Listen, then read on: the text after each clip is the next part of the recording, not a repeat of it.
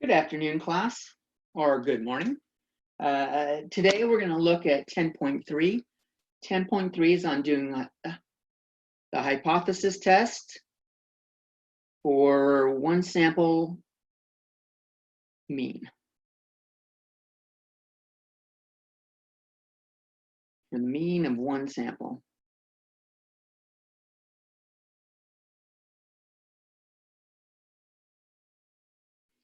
Before we dive into that, let's recap hypothesis testing. Remember, there's 5 steps. Step 1, we want to identify H0 and HA. H0 is our previous claim.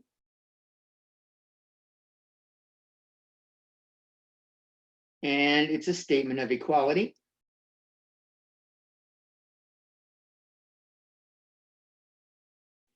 HA is the new or alternate claim.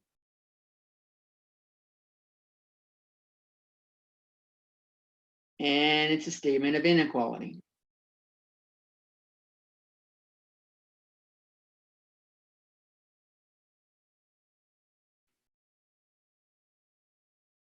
Okay.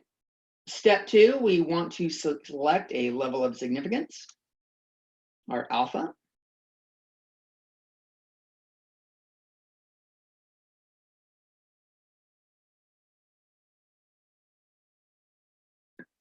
And some alphas that we can use.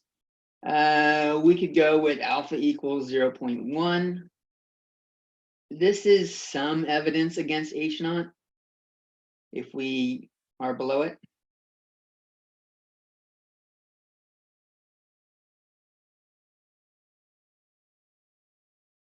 The one we really like that we use frequently, alpha equals 0.05. And this is fairly strong evidence.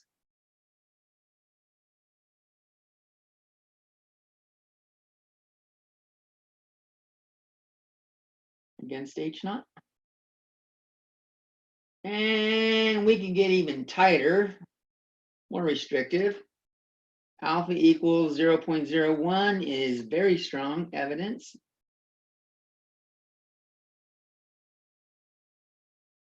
And if we're feeling crazy, 0.001, which is basically overwhelming evidence if p-value is below it.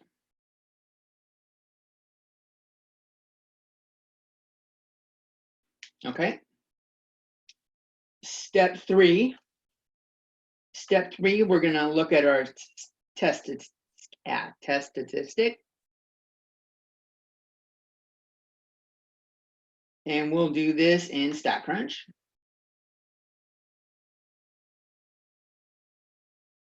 And for also p-value.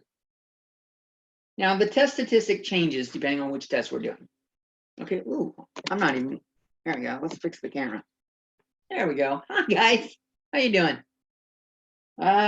So the test statistic, it's different for each test. You'll see in the means, it spits out a t-stat. And we also collect alpha here.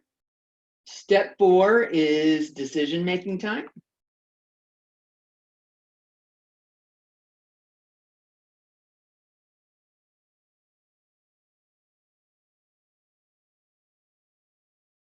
If the p-value is below alpha,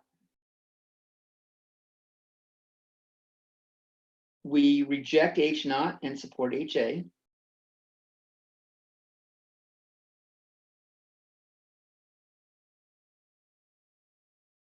Recall, if p-val is too low,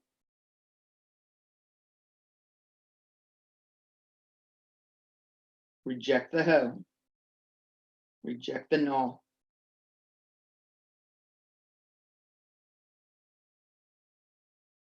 Now, if you don't want to say that, another way to say it, if p-val is too low, the null must go. That's another way.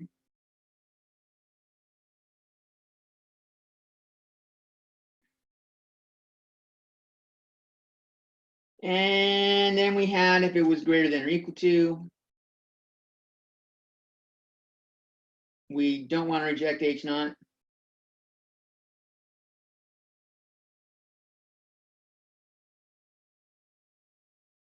Do not support HA.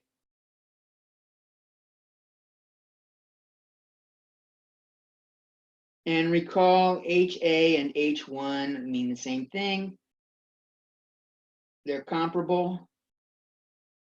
Some of the videos you'll see in my math lab use H1.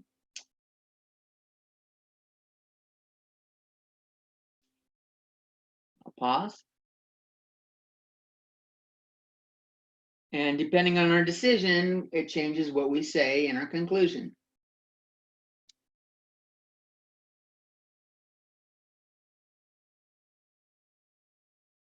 Recall for the final step, step 5, we write a statement or conclusion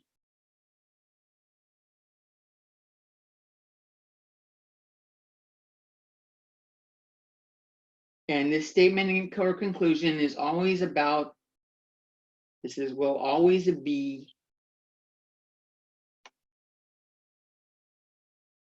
about supporting or not supporting the alternate hypothesis.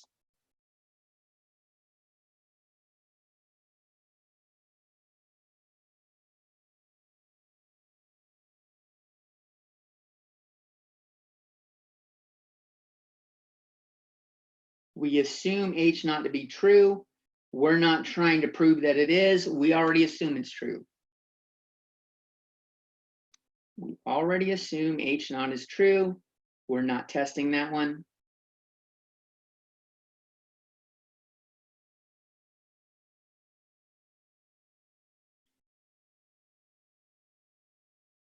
If evidence supports HA,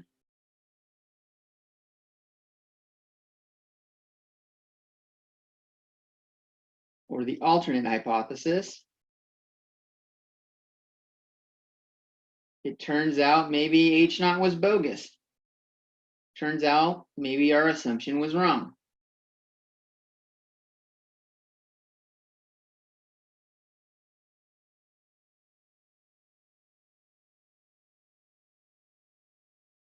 Okay.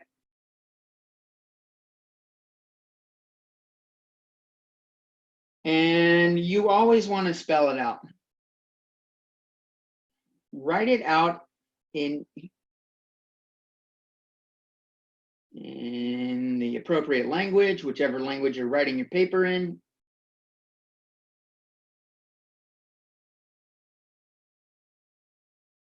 And reference the alternate hypothesis in words. Reference the specific alternate hypothesis. Don't just say we support the alternate hypothesis.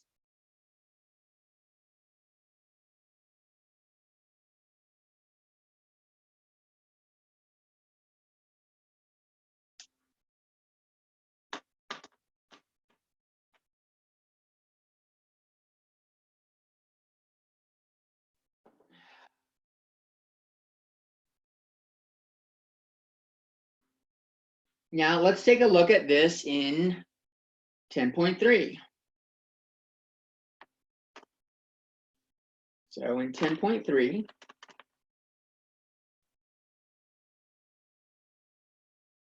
this is a one sample means test.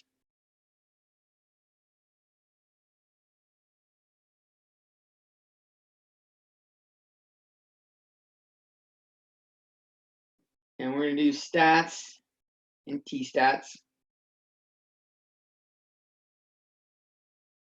We do want it, just like the proportion, we want it to meet some criteria. So the sample should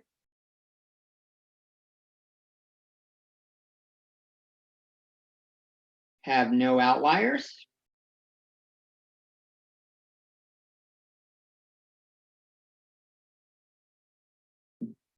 be independent,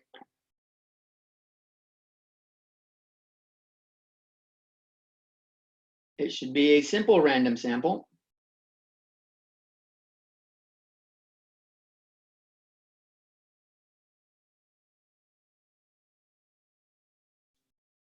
Ideally, n is greater than or equal to 30, but the more the merrier.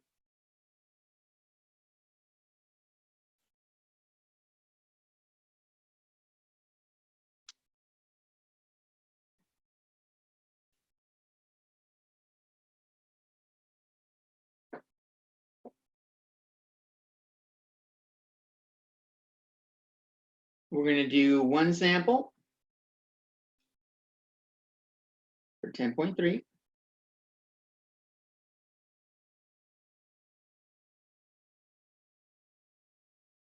And then it'll either be with data or with summary.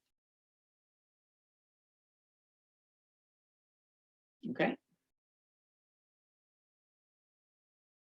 Let's look at a specific example.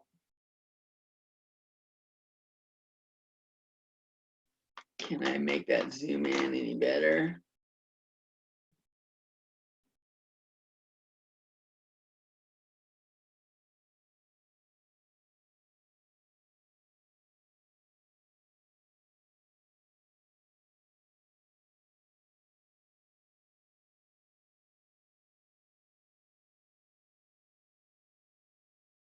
A little bit. I'll write down what this says in words.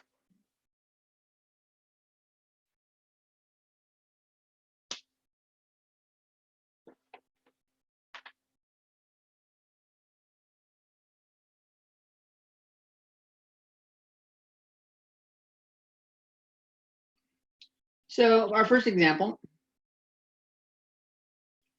assume the resting metabolic rate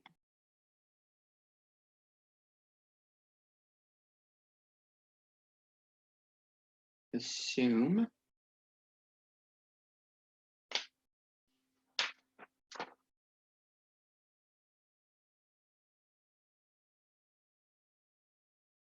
the resting metabolic rate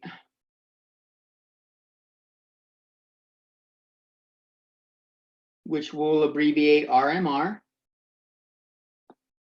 of healthy males in complete silence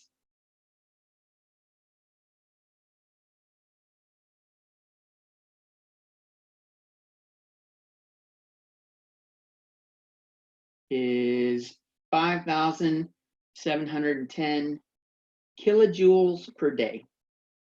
That's a energy rating. So researchers measure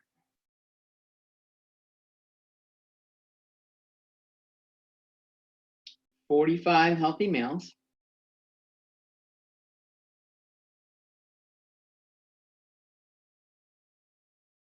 who were listening to calm music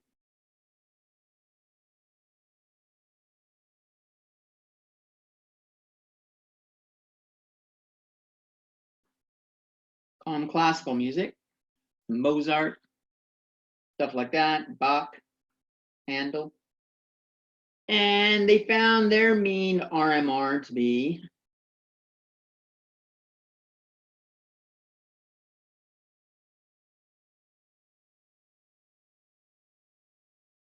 5,708.07 kilojoules per day with a deviation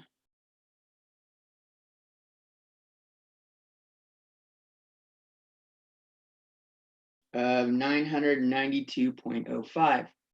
Again, kilojoules per day. They tell us at the alpha equals 0.05 level of significance.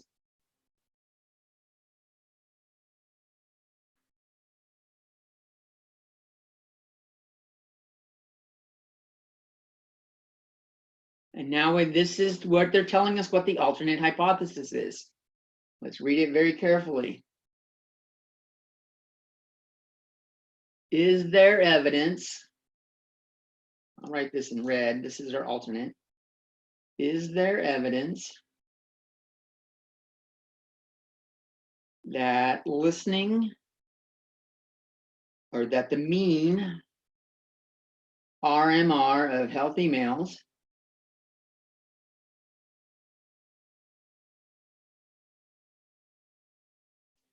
listening to calm classical music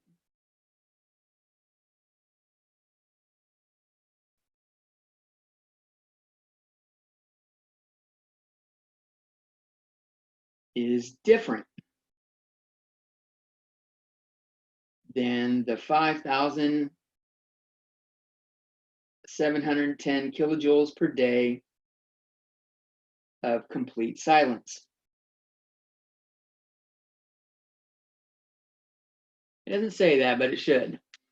What they're really doing is saying, okay, when you're in complete silence, you're relaxed, nothing's exciting you. And what is your metabolic rate? And does listening to calm classical music change that?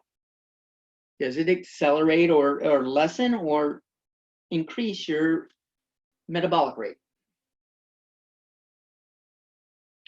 Okay.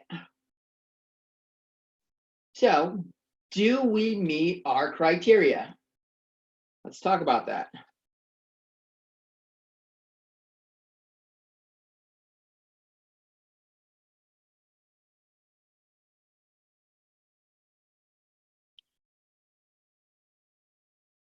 A, is there any outliers?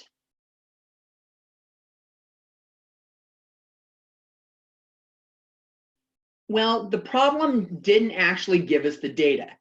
They gave us summary. With summarized data, there's no way of telling unless they tell us specifically that there is.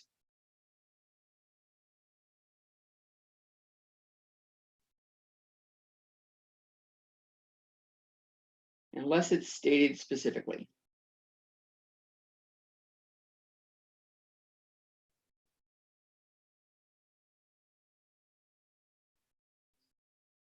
Are they independent? The 45 healthy males, there's no reason to think that they're not. They didn't tell us the group that they selected it from, but there's really no reason to assume dependence.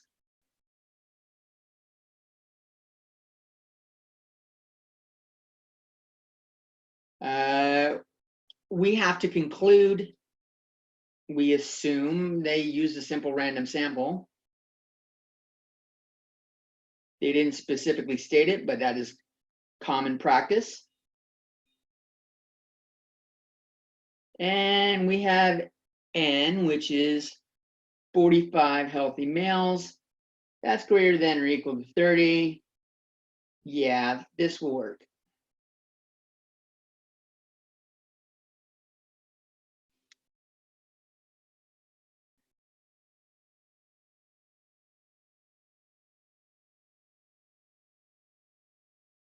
So let's go over our 5 steps.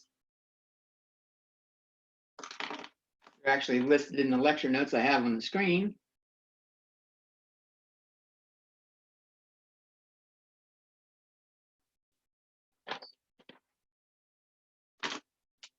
Step 1, we identify H0 and HA. H0, mu equals 5,710 kilojoules per day. HA, they say, is it different?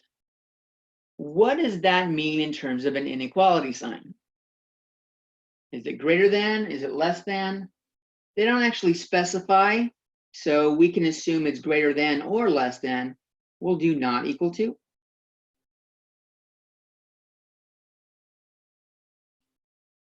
Step 2, they give us our level of significance. It's stated in the problem.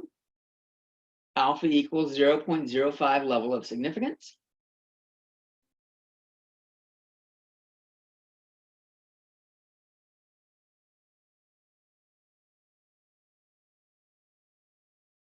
And now we go to StatCrunch. We got StatCrunch, we're going to do stats, T-stats. We're doing one sample, and they didn't give us all the data listed out, so with summary.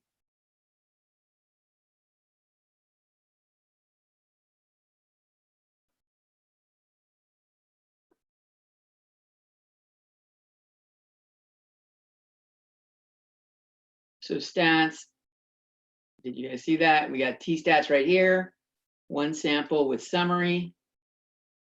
Now notice what it asks for. Requirements for StatCrunch, when it's with summary, they want the sample mean, the sample standard deviation, and the sample standard or sample size.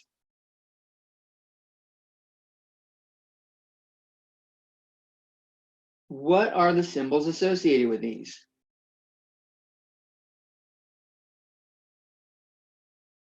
Sample mean is X bar. Sample standard deviation is S. Sample size is N. What did they give us? Let's look at the problem again. They tell us that the sample, the 45 healthy males, have a mean RMR of 5,708.07. They tell us that there was 45 healthy males, and the standard deviation is 992.05.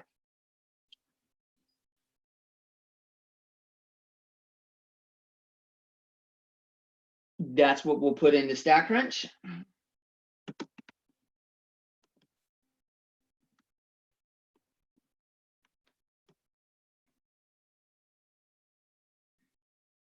They gave us mu was 5,710. That's where we put in our value. We want to make sure you check your alternate hypothesis. Make sure you got the right symbol, and we do. And we'll click compute, and they give us our information. So what do we have? We have our T-stat is negative 0.01305. Our p-value is 0.9896.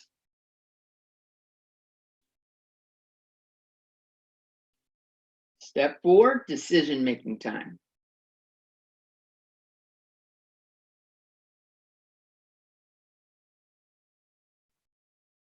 Compare p-value versus alpha.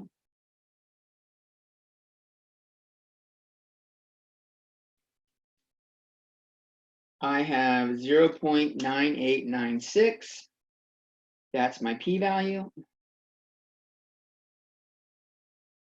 Alpha is 0.05. Which one is bigger? The p-value, of course. So if the p-value is too low, we reject the null hypothesis. But here it's not too low. So we do not reject the null hypothesis. And we do not support the alternate one.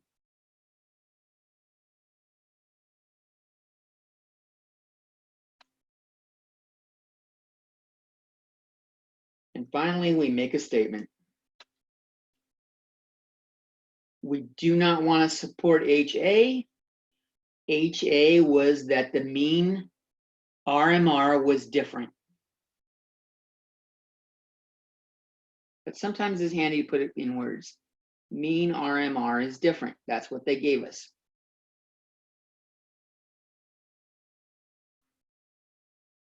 As we can see right here. Is there evidence to conclude that the mean RMR of males listening to classical music is different than 5,710 kilojoules per day? I'm going to reference that. 5. There is insufficient evidence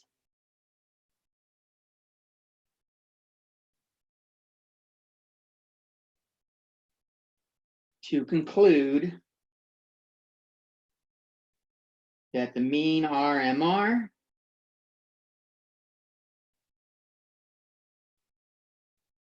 of males listening to calm classical music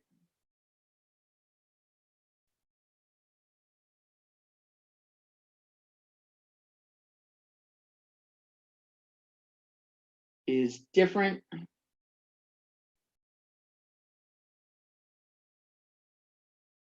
then 5,710 kilojoules per day.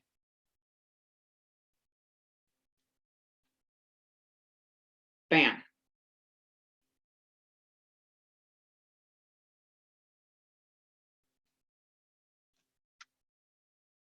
I copied this word for word from what I saw right there. Notice that? Word for word.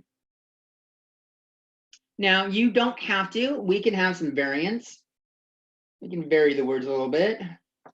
We could say, not enough evidence to support the claim.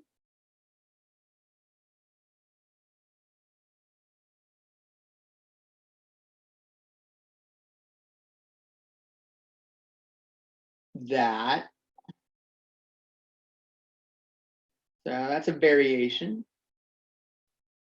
There's other ways to say it, but you want to make it clear we did not have enough support for the alternate hypothesis. Okay?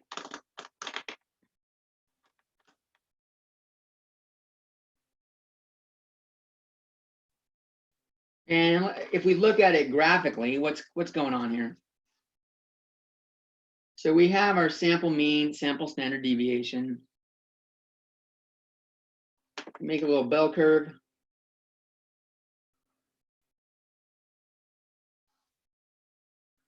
In the middle, we got 5,710. That was our mean per day that they gave us, the default one, the old one. Standard deviation was 992. So 2 deviations over. What is that about?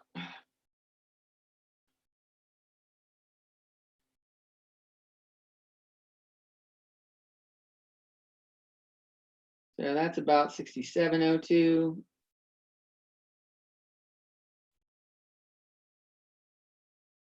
$7,694, and we go the other way.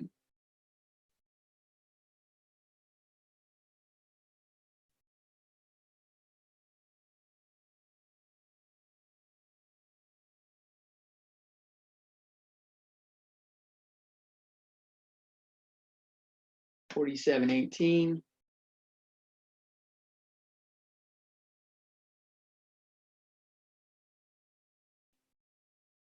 And $37.26.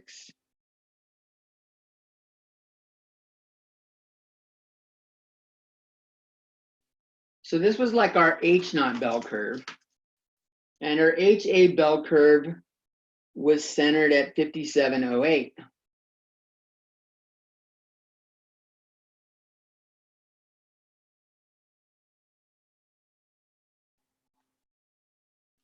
They almost completely overlap.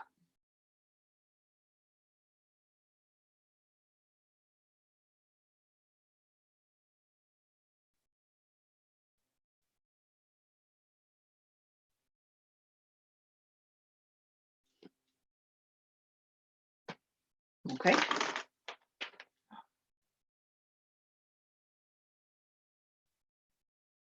There's another fun one they have in here.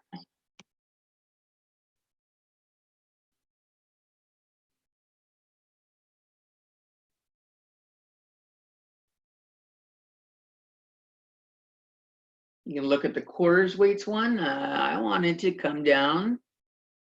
This is worth reading through, checking it out.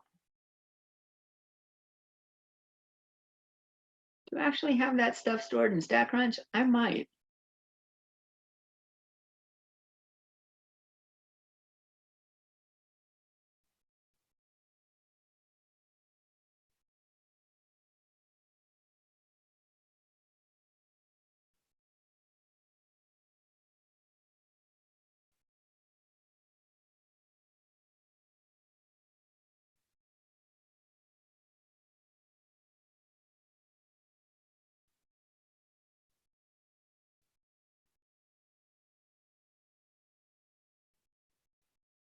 No, I don't. All right, so you should go ahead and try to work through this. Let's talk about the process though. Here they give us actual data. Example 2 in lecture notes.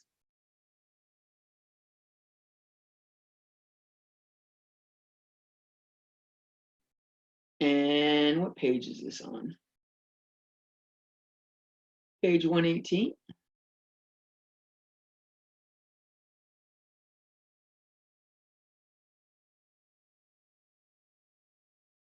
They tell us quarters weigh, let's just work through it. Quarters weigh 5.67 grams. Now, they don't all weigh that. There's a little bit of variation, so this is the mean.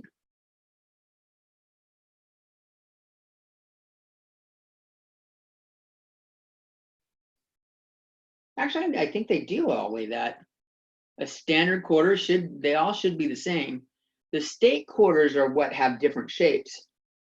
State quarters have different tail sides.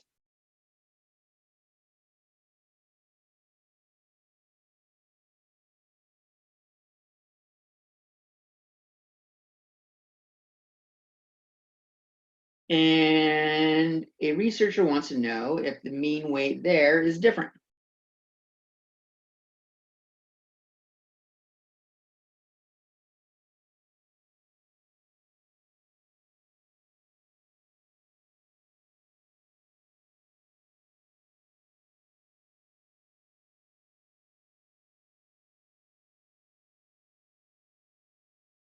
So he selects 18 quarters.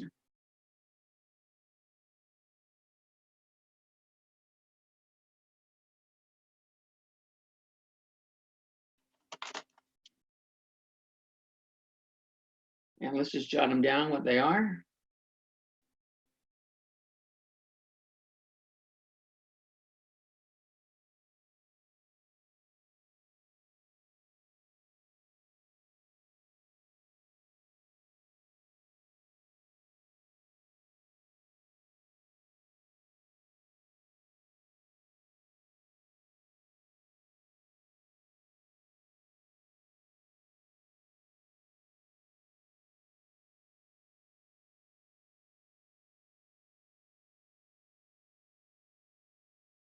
Oops, 6, 7, 5.73, and 5.72. So I got them all jotted down.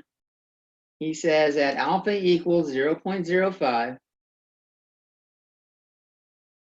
Is there evidence to conclude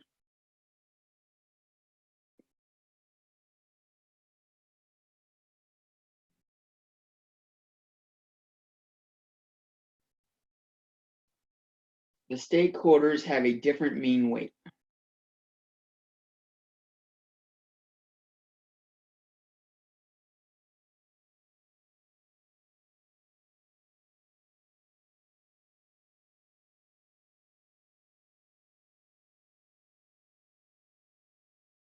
Than 5.67 grams.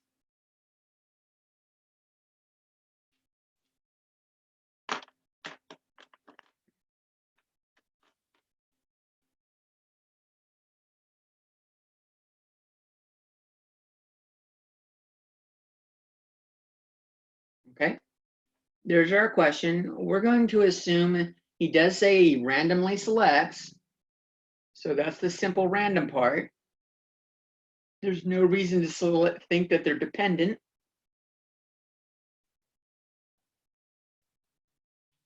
Right? Any outliers? That's a little hard to tell. Maybe we should take a look. Well, only way to check on outliers is put this in StatCrunch. So let's load this data in StatCrunch.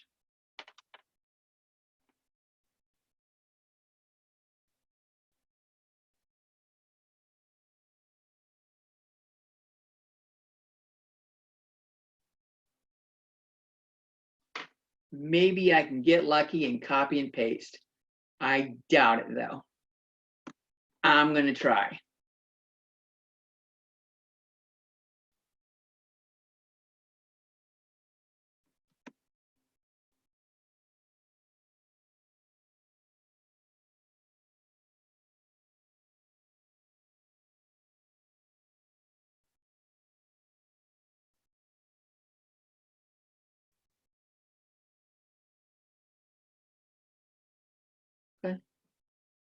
Well, that'll work. Maybe I can cut and paste. I can. That'll work. Control X, Control V, Control X, Control V, Control X, Control V, Control X, Control V. So I copied and pasted.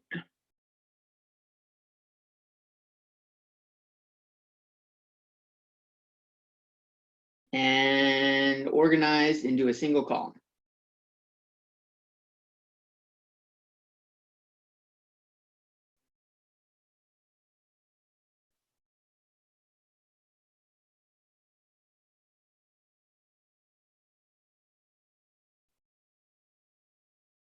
How do I check for outliers?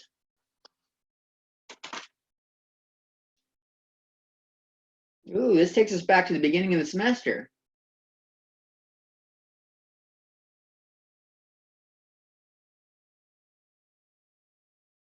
I tested you on it on the midterm. Box plot.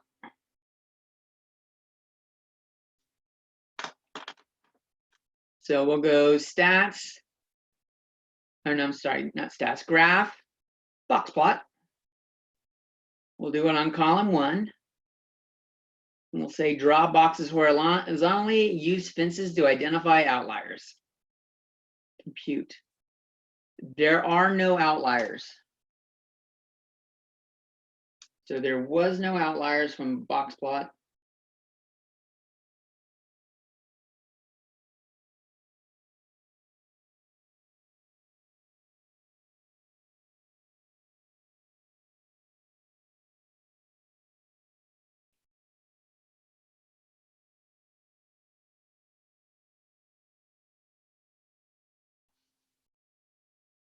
And what else did we do with mean?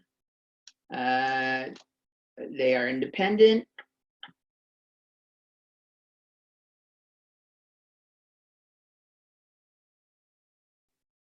And simple random sample.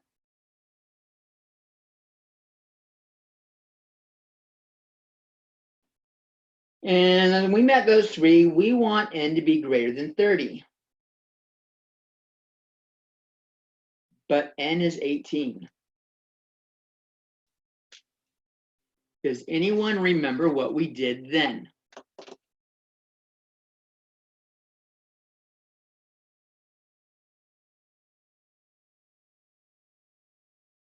If you go back and look at your notes for 8.2,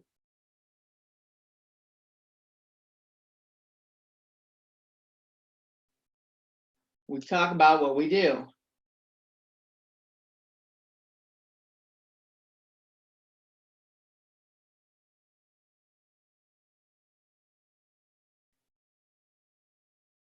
We want it to be normally, the reason why we want this, we want normal distribution.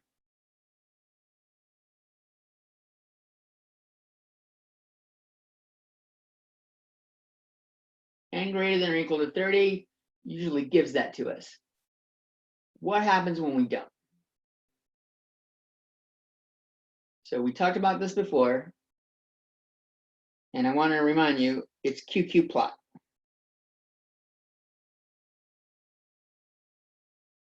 Okay, we also talked about it in 9.2.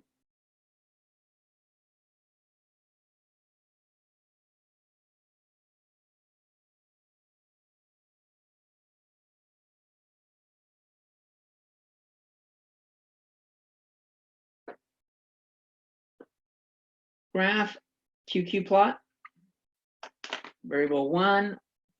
We want to add correlation statistic, and we want normal quantiles on y-axis. We can click compute. And the idea here is we're looking for this to be in a straight line.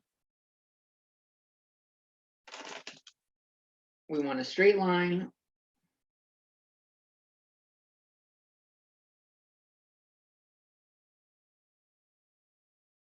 With the correlation statistic close to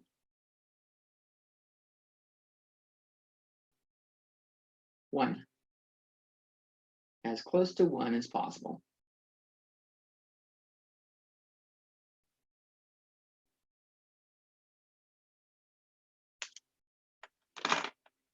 this looks reasonably straight. Remember, this is where we had the critical value table. Compare correlation statistic to critical value.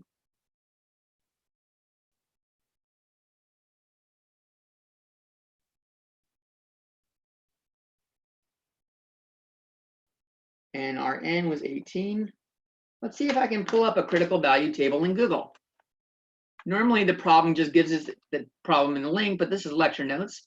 So you don't, and this is what you do in the real world. Let's go look. Critical value table for correlation statistic.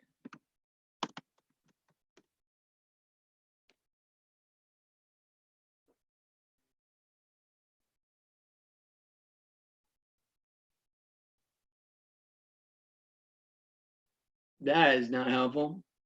Let's try a different one. Table of critical values, Pearson.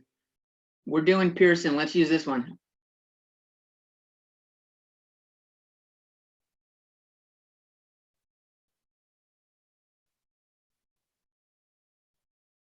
N equals 18. And we're looking at 0.05.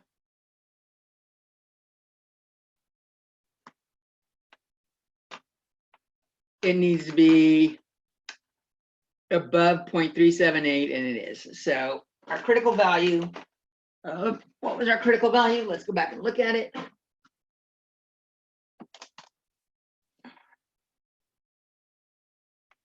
.986 was quite a bit bigger than, this is our correlation value, or critical value, correlation.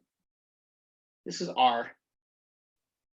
And the critical value was about 0.386, I want to say it was. That was the critical value. This is approximately normal.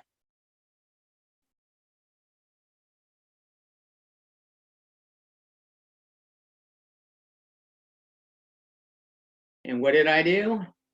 All I did is search for critical value table versus correlation statistic. And it's a table of critical values, the Pearson correlation.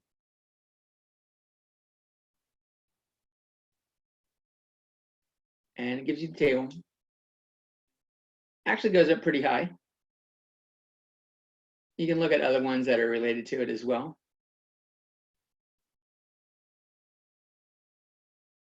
They talk about how to go about doing it. But back to our work. So our data is approximately normal. We can do our hypothesis test. That was what this was all about. Our hypothesis test is good to go. So let me pull back up the stuff we had. So hypothesis test.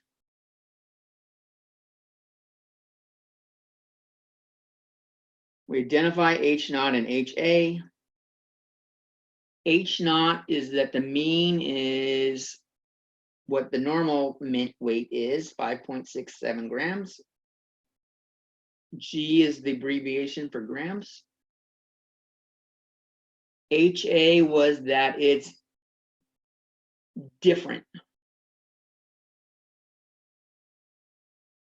So we want mu to not equal 5.67 grams. Here we have data.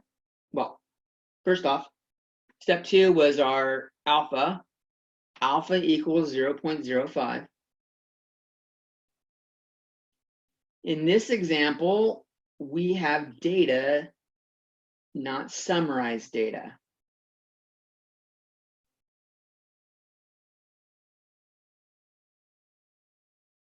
So we're going to go stats, T-stats, one sample with data.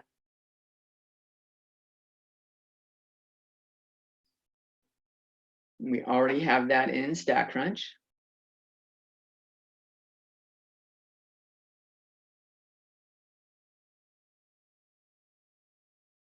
One sample with data. All you got to do is tell it what column the data's in, tell it what the mean is supposed to be, 5.67. The alternate was not equal to, we're going to stick with that one. We click compute. What does it give us?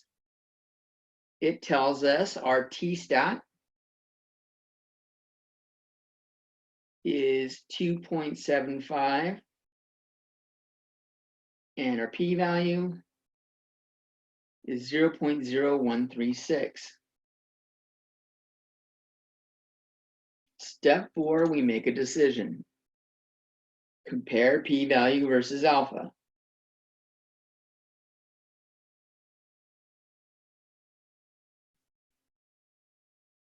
So we have 0.0136 compared to 0.005. 0.05. Which one's larger here? Here, alpha is larger. The p-val is too low. So we reject the reject the null hypothesis. Reject the null hypothesis. And what does that mean we're going to do with the alternate hypothesis? We support the alternate hypothesis. The alternate hypothesis was state quarters have a different mean weight. That's in words.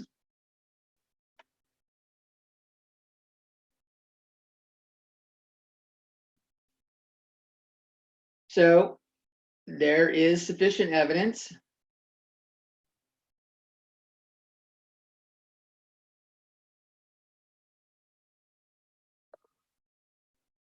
to support the claim.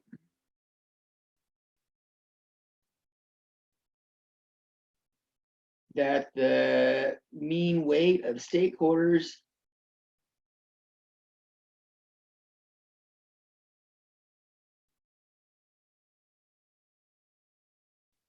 is different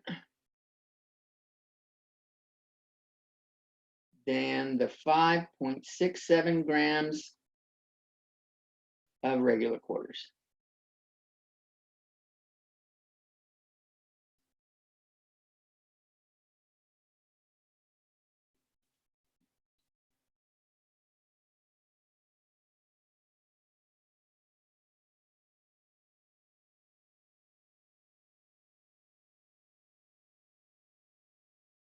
Okay.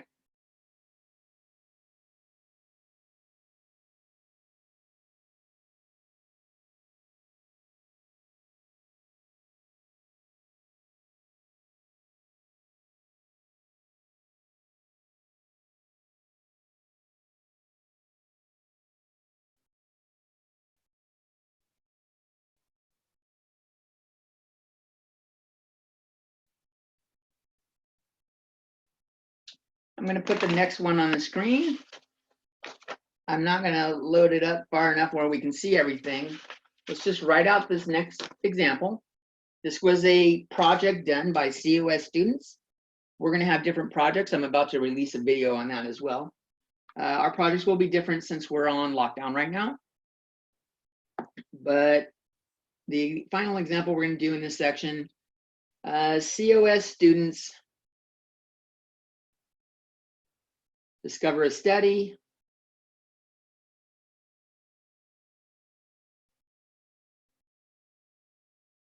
that claims Energizer batteries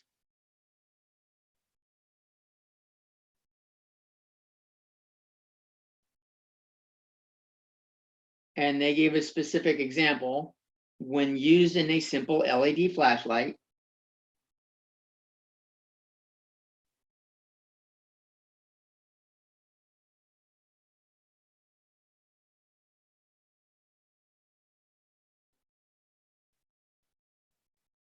will last at least 75 hours.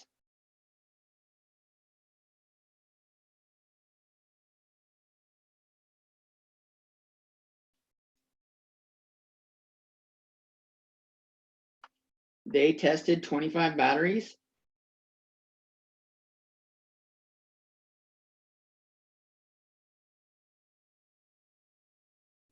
and they used AA in simple LED flashlights.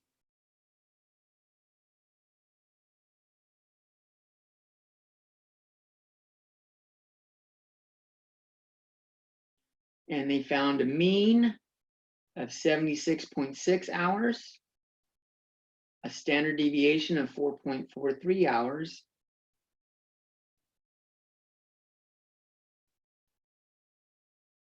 does the data support the claim?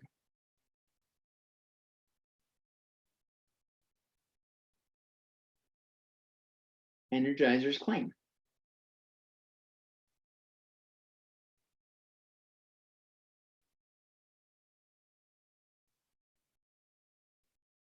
Of at least 75 hours.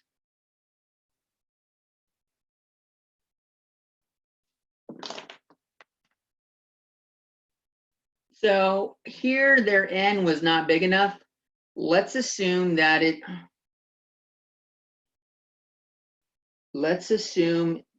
it's normally distributed.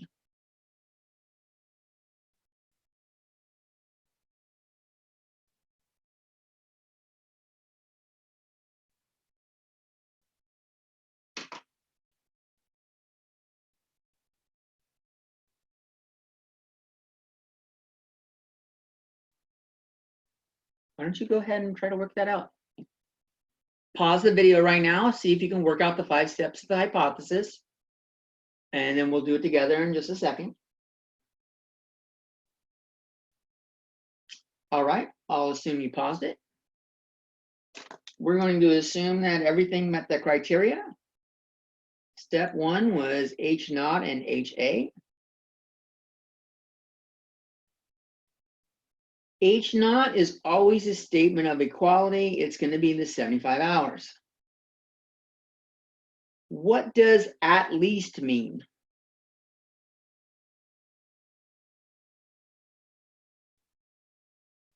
Means 75 or more.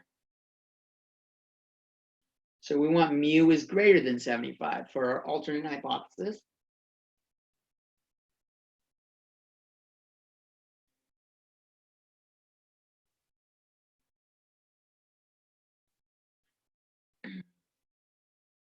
Okay.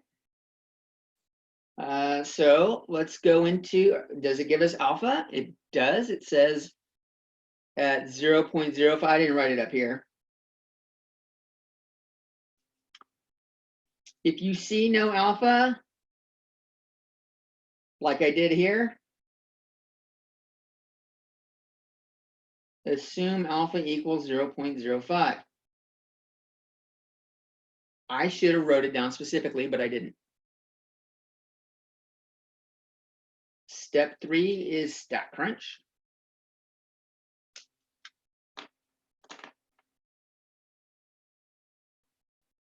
And here we have summarized data. So we're going to go stats, T-stats, one sample with summary.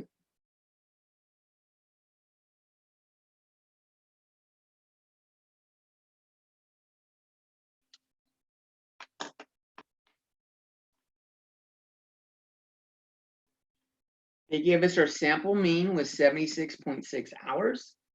The standard deviation was 4.43 hours. The sample size was 25. The mean that they wanted to compare it against was 75 hours, and their alternate hypothesis was greater than. So make sure you change the alternate hypothesis radio button. And click compute.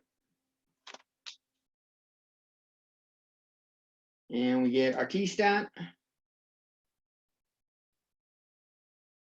is 1.806. Our p-value is 0.0417.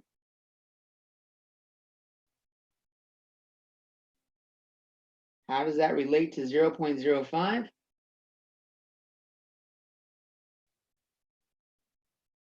It's less than it. And what do we do when the p-value is less than 0.05?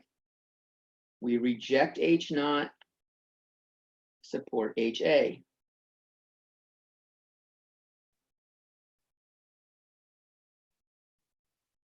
Okay?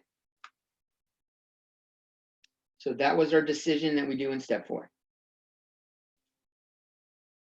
Step 5 is we make a statement of we can make a conclusion. Energizer claimed that their batteries last at least 75 hours. There is sufficient evidence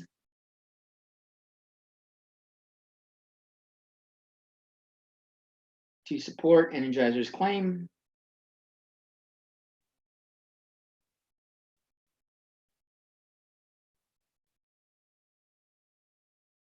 that their batteries last at least 75 hours in simple LED flashlights.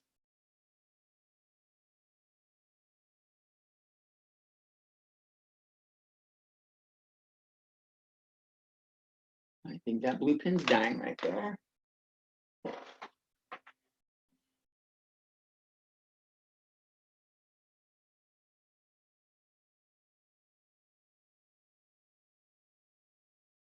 And we can scroll down here and see that's what we got here. Why is it not showing the rest? Where is the rest?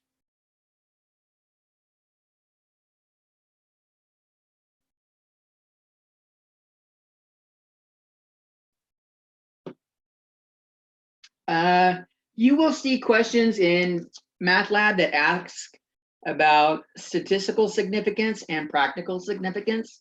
Let's discuss that real quick.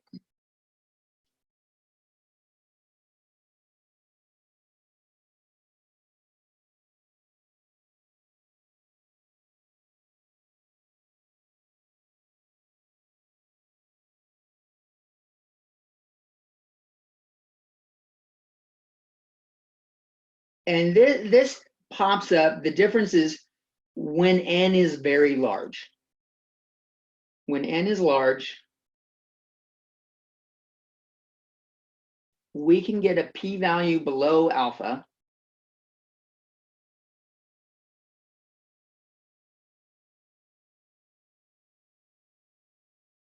This means it's statistically significant.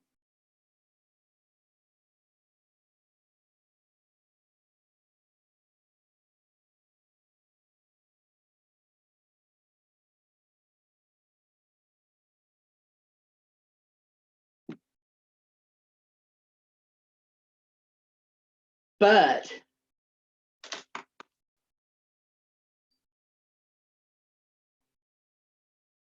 the actual values may be super close.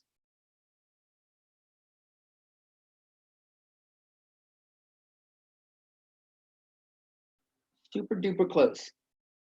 That's a official technical math lingo, super duper close. But the standard deviation is so small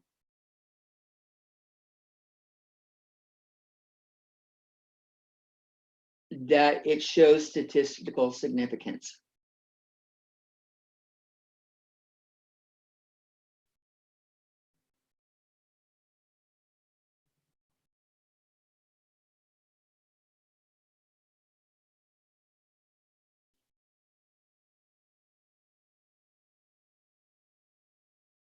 This is where practical significance comes in. Practical significance means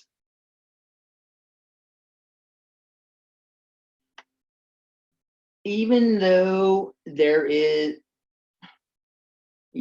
p-value is less than alpha,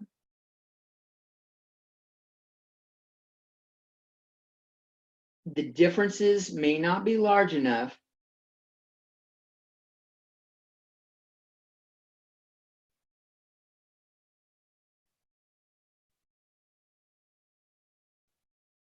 to cause any real concern.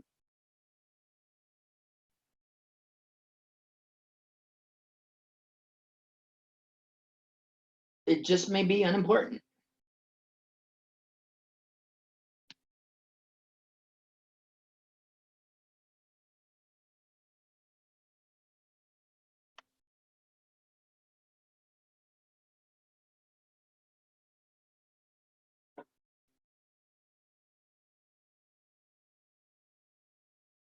And read this example right here. Oh, hell, I don't even have my picture up. Let's put my picture back up.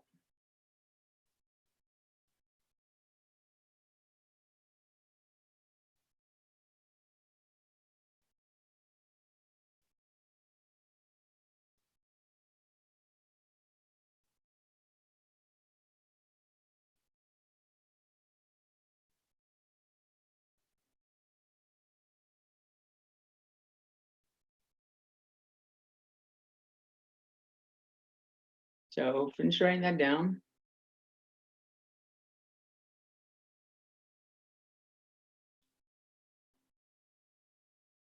Note in the example they give,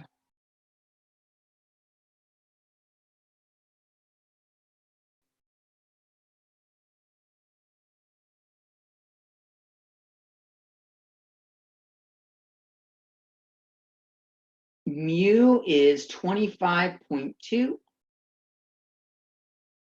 They do n equals 1,200 mothers. And the sample median is 25.5.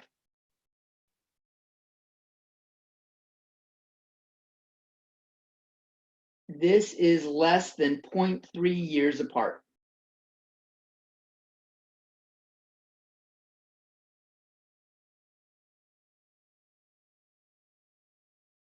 About 3 months, not a big age gap.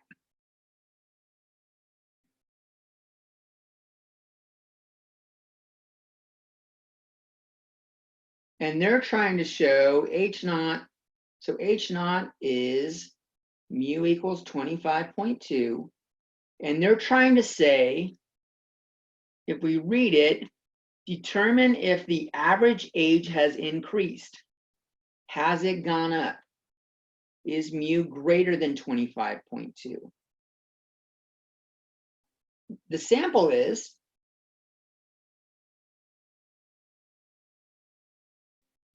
but not a whole lot.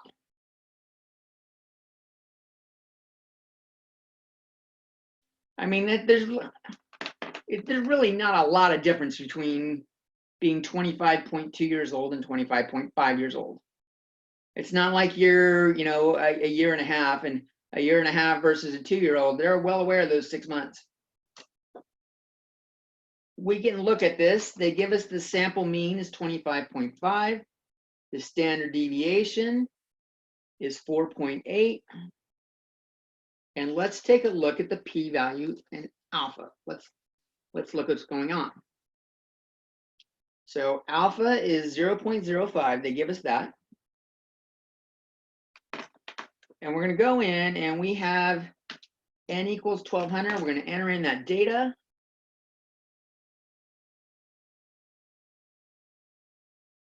Stats, t-stats, one sample with summary. Our sample mean is 25.5. Our standard deviation is 4.8. The sample size is 1,200. The previous mean was 25.2, and we're looking for greater than. They give us a p-value of 0.0153, which is less than 0.05. This says support HA. There has been an increase in age.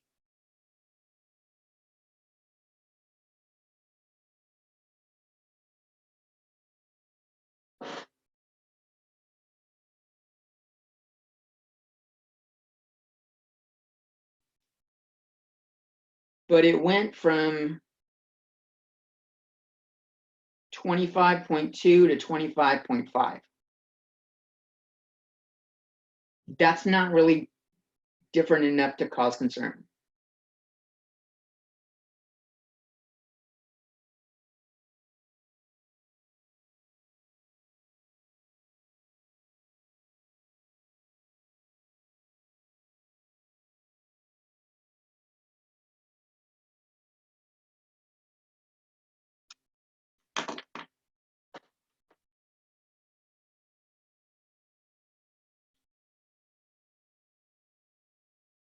Why is that?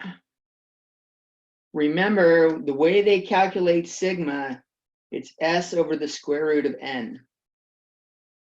4.8 over the square root of 1200 is a small number.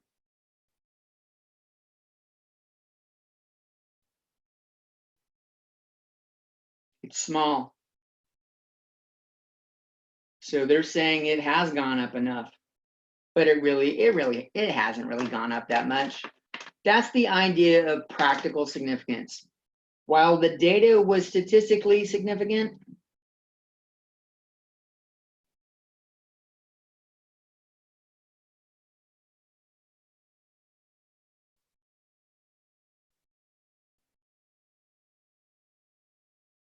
it is not practically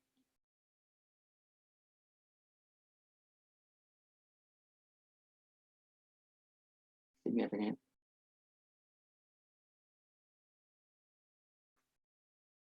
So that's the idea of statistical significance versus practical significance. It does pop up. So quick recap. If you've got one proportion test, what do? Stats, proportion stats.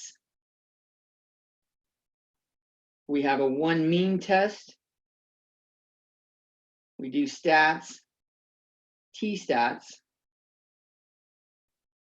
And both of these go on to do one sample. And we either pick data or summary. Okay. In chapter 11, we start looking at two samples and it changes a little bit.